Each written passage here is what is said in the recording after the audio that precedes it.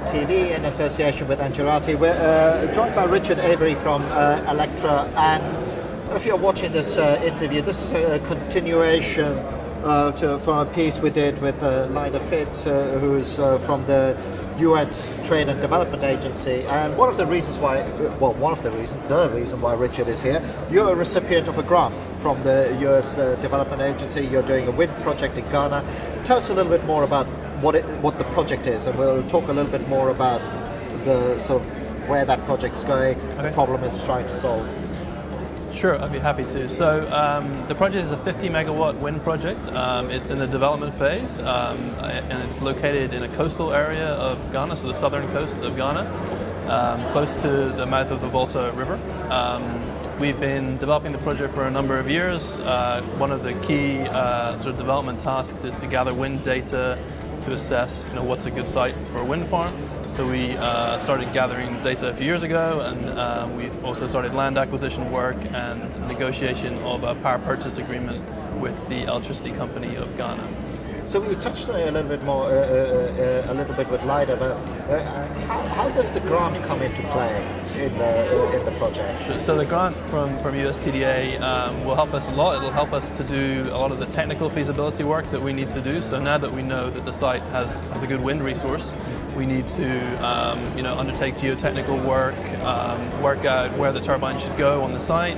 Then we also need to develop a package that we can put out to turbine manufacturers and construction companies to come and bid to build the project. So that's one of the components that TDA will help us to fund.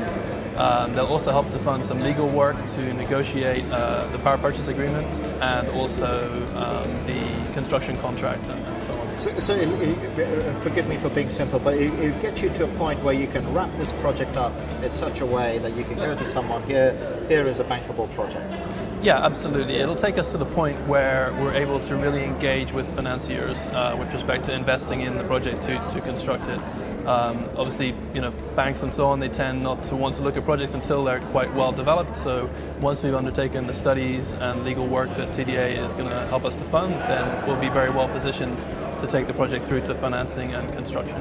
Why wind? Is it as simple as it was logical choice, or was there another reason? The reason why we chose wind really, there's a number of different reasons. My company Eleqtra have experience of developing wind in Africa. We developed the Eleqtra wind farm in Cape Verde, which is one of the first utility scale wind farms in Africa, and today still the only operating utility scale wind farm in West Africa. In around about 2010, the government of Ghana announced that they wanted to bring on board 10% power generation from renewable sources. So that's why we started to look for wind sites in Ghana, because we had expertise and because the government had indicated that this was a type of power generation that they wanted to see happen in Ghana. And is there any significance to the location? Is there like a local need, a local demand where you're siting the or going to site the wind project? Is there anything like that? The location of the project is really driven by the wind resource. So there's quite a sort of strong and steady onshore wind resource on the coast of Ghana, which is quite good.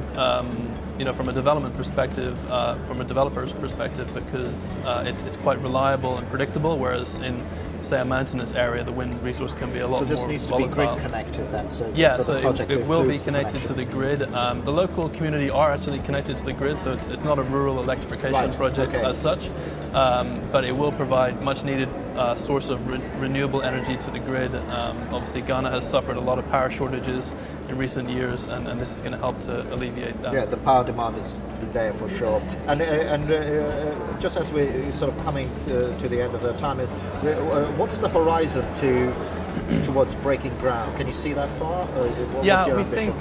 We think about 18 months is realistic to start of construction. The schedule that we have with TDA is to complete all this work and to achieve the financing with a target time frame of 18 months.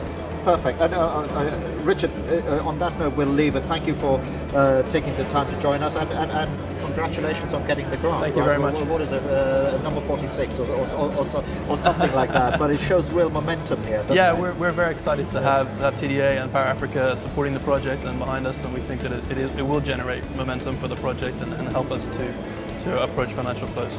Perfect. Thank you very much, Richard, and Thanks, thank Adam. you as well for watching.